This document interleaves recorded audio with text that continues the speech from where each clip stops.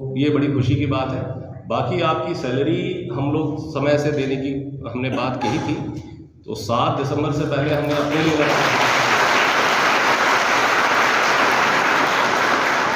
लोग तरह तरह के लोग बात करते हैं कि 1 लाख शिक्षक रख दिए हैं, सरकार के पास पैसा कहाँ है, ये सब सुनते होंगे आप।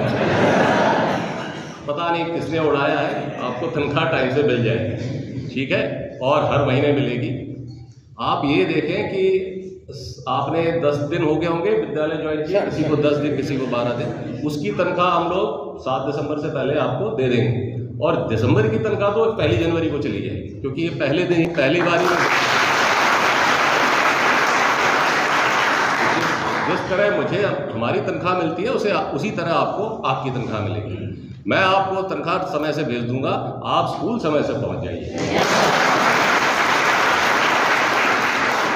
और जाके वहां गिरना नहीं है। गिरना समझते हैं कि अच्छा शिक्षा विभाग कह रहा है टाइम से पहुंच जाना, तो टाइम से दौड़ते भागते पहुंचे और गिर गए स्कूल। वो नहीं होना, वहां पढ़ाना है। आपकी प्रेजेंस फील की जानी चाहिए बच्चों द्वारा, उनके पेरेंट्स द्वारा। और वो गांव जो है कम्युनिटी होता है, स्कूल से उनको बड़ा लगाव होता है। हमारा कोई स्कूल हमारा खरीदा हुआ नहीं, सब स्कूल जनता ने ही डोनेट किया है जमीन पे।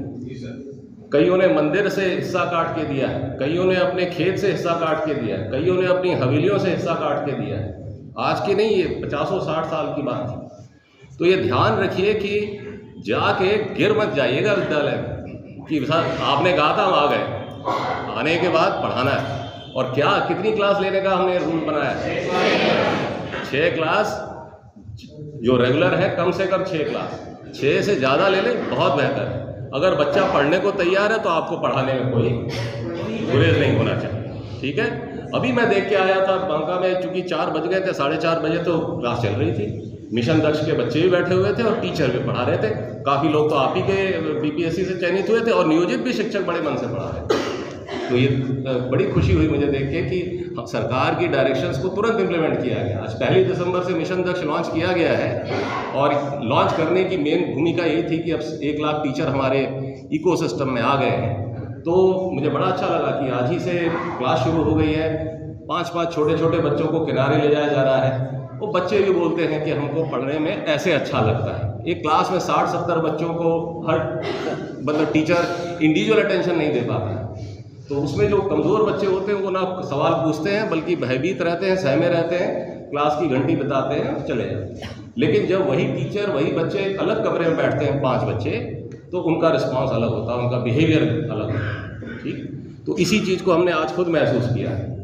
तो लड़कियों ने, जो बच्चियाँ थी, उन्होंने कहा कि हमें अच्छा लग रहा है ऐसे पढ़ना, टीचर को एक चीज़ समझा रही हैं आके हमारे टेबल पे, क्योंकि 5 ही बच्चे हैं तो टीचर एक बच्चे के यहाँ जाके समझा रहे हैं। तो ये आसान चीज़ नहीं है, सब्र का काम है। आप लोग आज भी टीचर रहेंगे, 30 साल बाद भी आप लोग टीचर रहेंगे, ठीक है।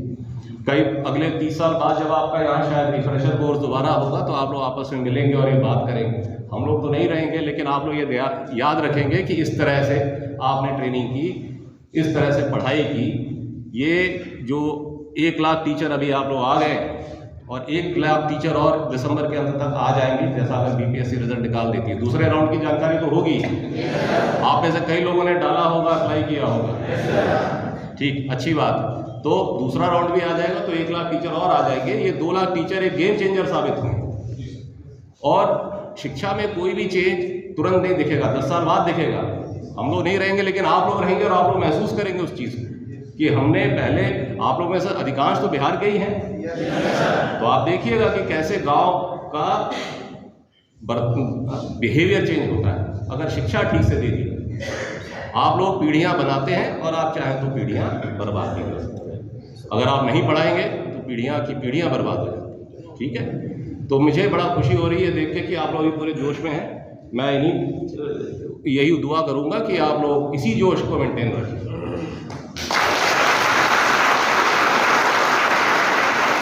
आप आज शिक्षक हैं, 30 साल बाद भी शिक्षक ही रहेंगे। इसमें कोई ये नहीं होना चाहिए कि साहब हम अरे जो आज डॉक्टर है 30 साल बाद भी डॉक्टर ही रहेंगे, ठीक। तो आपके 2 प्रोफेशन, डॉक्टर का और शिक्षक का, ये अन्य प्रोफेशन से थोड़ा सा और बड़ी भगवान की नज़र से आप दोनों प्रोफेशंस को देखा जाता है। ठीक है, बच्चे और अभिभावक आपको बड़ा सम्मान देंगे। अगर आप अच्छे टीचर साबित होंगे तो बहुत प्यार मिलेगा आपको। तो मैं बस इन्हीं बातों के साथ अपनी बात समाप्त करता हूँ और मैं जिलाधिकारी महोदय से भी अनुरोध करूँगा कि वो आपको एड्रेस करें। Thank you.